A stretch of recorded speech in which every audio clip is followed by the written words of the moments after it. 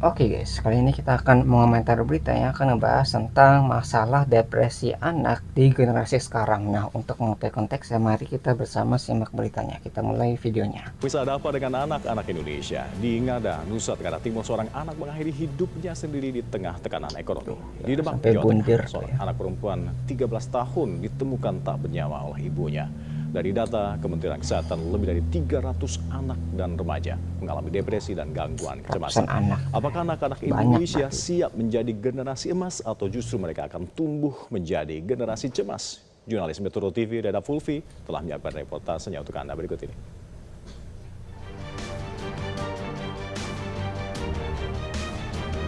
Hmm. Ya, dan perlu diingat ini adalah kejadian-kejadian yang terekam atau terdokumentasi. Kalau misalnya yang tidak terdokumentasi, yang tidak terekam itu mungkin lebih banyak lagi. Mungkin kasusnya bisa ribuan sampai puluhan ribu gitu ya, nggak terliput gitu kan, yang nggak viral. Jadi ini emang udah masalah yang sangat besar dan harus segera diselesaikan. Karena kalau misalnya dari sekarang nggak diselesaikan, itu masa depan anak-anak atau generasi selanjutnya itu bisa terancam gitu ya. Harus diselesaikan gitu secara mentalnya, atau bagaimana caranya secara psikologis anak itu bisa disembuhkan gitu. Jangan sampai membawa luka kayak trauma ataupun depresi ke dewasanya. Karena kalau udah sampai dewasa itu mungkin bisa berbuat sesuatu yang sangat ekstrim gitu, mungkin jadi penjahat gitu ya, bisa melukai orang lain dan sebagainya gitu. Karena yang nggak diselesaikan masalahnya dari sejak kecil gitu ya, jadi bahaya banget.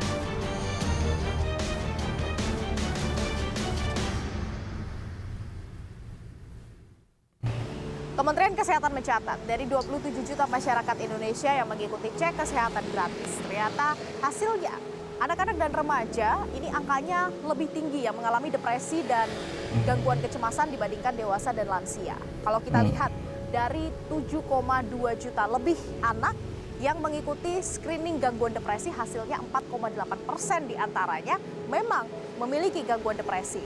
Sementara lebih Itu dari ya, harusnya anak-anak tuh tidak boleh ya mengalami yang namakan depresi gitu. Karena mereka tuh harusnya bersenang-senang belajar gitu, masih mencari jati dirinya gitu kan. Itu harusnya tidak merasakan depresi tadi. Karena kalau misalnya udah depresi dari kecil, itu dewasanya bakal sangat sulit sekali untuk berkembang gitu. Misalnya udah terpuruk gitu ya, jadi nggak mau belajar, mungkin jadi bolos sekolah, jadi nakal dan sebagainya karena masalah depresi itu gitu ya. Jadi harus diselesaikan nih dari kecilnya, sehingga kedewasanya juga mempunyai masa depan yang cerah juga. anak yang mengikuti screening atau tes gangguan kecemasan, hasilnya 4,4% diantaranya memiliki gangguan kecemasan. Angka ini 5 kali lipat lebih tinggi dibandingkan yang ditemukan pada usia dewasa dan lansia. Dan kalau kita lihat pemirsa, akhir-akhir ini banyak berita-berita tentang anak yang bunuh diri dan juga melakukan tindakan di luar batas. Kemudian banyak juga anak-anak yang ditemukan ternyata memiliki depresi dan gangguan kecemasan. Lalu bagaimana keluarga, sekolah, dan juga pemerintah ini turun tangan agar anak-anak yang mengalami depresi dan juga gangguan kecemasan tidak melakukan hal-hal yang tidak diinginkan, dan bagaimana kita mengatasinya? Ikuti penelusuran kami.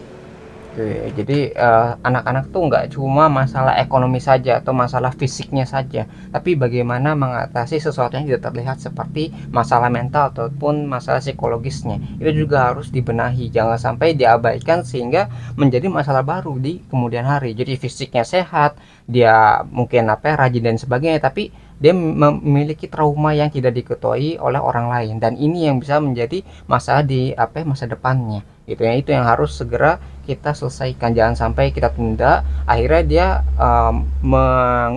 melakukan sesuatu yang ekstrim seperti kayak tadi ya, mungkin bunuh diri ataupun menyakiti orang lain, jadi penjahat dan sebagainya.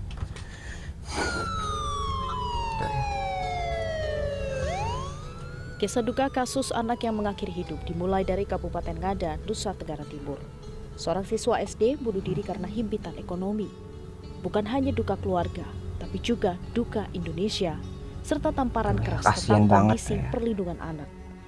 Mirisnya, ini bukan satu-satunya kisah bunuh diri anak di Indonesia.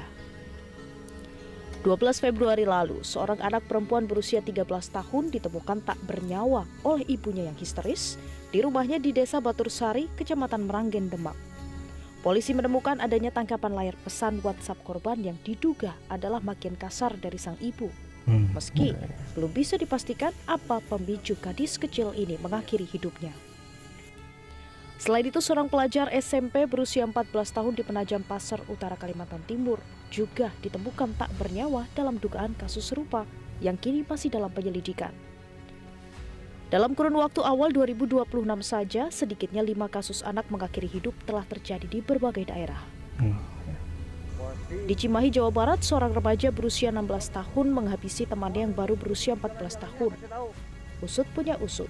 Pelaku nekat melakukan tindakan keji karena sakit hati setelah korban memutuskan hubungan pertemanan mereka. Keputusan korban untuk memutus pertemanan diduga menjadi pemicu utama tindakan kekerasan yang dilakukan oleh pelaku hingga berujung pada kematian. Kejadian ini tentu menjadi jadi emang anak-anak tuh kayak rentan sekali untuk menghadapi masalah yang berhubungan dengan emosi. Tapi bukan masalah kita menghindari emosi gitu ya. Jadi emosi itu pasti ada dan dialami oleh anak tersebut. Yang jadi masalah adalah bagaimana cara untuk melampiaskannya, untuk menyalurkan emosi tadi ke hal-hal yang positif. Itu jangan sampai karena mereka nggak tahu cara menyalurkan emosi tadi sehingga melakukan hal-hal yang sangat ekstrim, entah itu dari bundir, mungkin menyakiti orang lain, mungkin sampai melakukan tindakan pembunuhan. Itu kan jadi sangat berbahaya sekali ketika seorang anak yang mungkin tadi terdampak emosi tapi tidak tahu cara untuk mengatasi emosi tadi sehingga melakukan tindakan-tindakan yang sangat ekstrim. Kematian. Kejadian ini tentu menjadi pukulan telak bagi masyarakat dan negara terkait perlindungan anak para generasi penerus bangsa.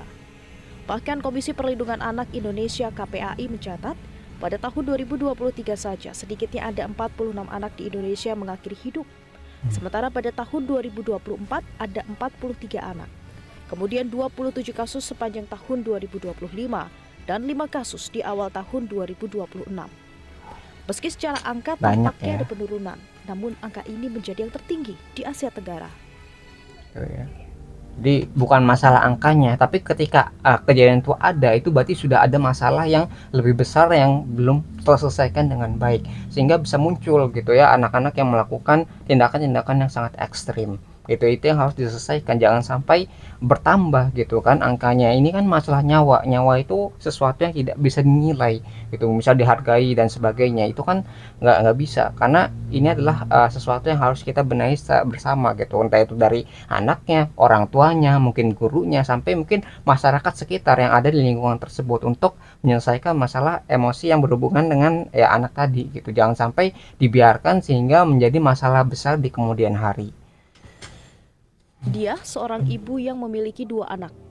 Anak pertamanya perempuan berusia 21 tahun dan si bungsu laki-laki berusia 13 tahun. Nadia menceritakan sulitnya menjadi orang tua dari 2 anak remaja di era yang serba modern ini. Sebenarnya kalau dibilang sulit nggak terlalu sulit gitu ya, asal kita mau jadi temennya mereka gitu. Karena kalau aku tuh kebetulan dari mereka kecil, aku udah berusaha untuk jadi teman mereka gitu. Jadi kayak mulai dari mereka bayi pun gitu, kayak mau tidur kita selalu ngobrol, atau waktu masih bayi tuh aku bacain buku gitu kan. Terus kita masukin nilai-nilai sambil kita bondingnya diperkuat gitu kan. Sampai akhirnya mereka terbiasa apa-apa cerita gitu kan, yang jadi kesulitan punya anak remaja ketika mereka mulai menjauh dari orang tua gitu kan. Nah gimana supaya nggak menjauh gitu loh, mereka tetap dekat. Jadi ya pentingnya tadi itu jangan sampai kita tuh membiarkan para remaja ataupun anak-anak gitu ya itu tidak dekat sama orang tuanya sendiri. Jadi kalau misalnya kalian punya anak ya sebagai orang tua, itu kalian harus punya kedekatan gitu. Misalnya ketika anak ini punya masalah gitu, sehingga dia itu bisa cerita, bisa menyalurkan emosinya kepada orang yang terdekatnya, kayak misalnya orang tua ataupun ibunya gitu atau bapaknya itu, sehingga emosinya itu tidak ditahan sendiri. Karena kalau udah ditahan sendiri itu bebannya akan sangat berat sekali. dan anak-anak itu biasanya tidak memiliki cara untuk mengatasi emosi tadi gitu. Jadi dengan cerita saja itu udah bisa meringankan beban gitu yang harusnya sangat berat gitu, tapi karena ada cerita gitu, seolah-olah beban tadi itu sudah dibagi kepada orang lain gitu ya, sudah mendengarkan cerita tadi. Nah, itu salah satu cara untuk menyalurkan dengan cara yang baik, sehingga ketika orang tuanya tahu gitu kan, sehingga mereka juga bisa mencarikan solusi terbaik untuk anak tersebut. Jadi kan seolah nggak sendirian yang menghadapi masalah, ada orang tua gitu, memiliki teman ataupun memiliki guru untuk menghadapi masalah emosi yang dia hadapi. Ya, jangan sampai dibiarkan sendiri sehingga nggak tahu cara lainnya gitu untuk menyelesaikan masalah, sehingga ya akhirnya mungkin melakukan tindakan ekstrem seperti bundir atau mungkin menyakiti orang lain dan sebagainya. Atau mungkin ada juga orang yang menyakiti dirinya sendiri gara-gara tidak tahu caranya untuk menyelesaikan masalah emosi tadi gitu. Jadi kayak self harm ya, kalau bisa disebut, kayak melukai ataupun menyakiti diri sendiri karena ya masalah emosi tadi, mungkin gara-gara stres ataupun depresi.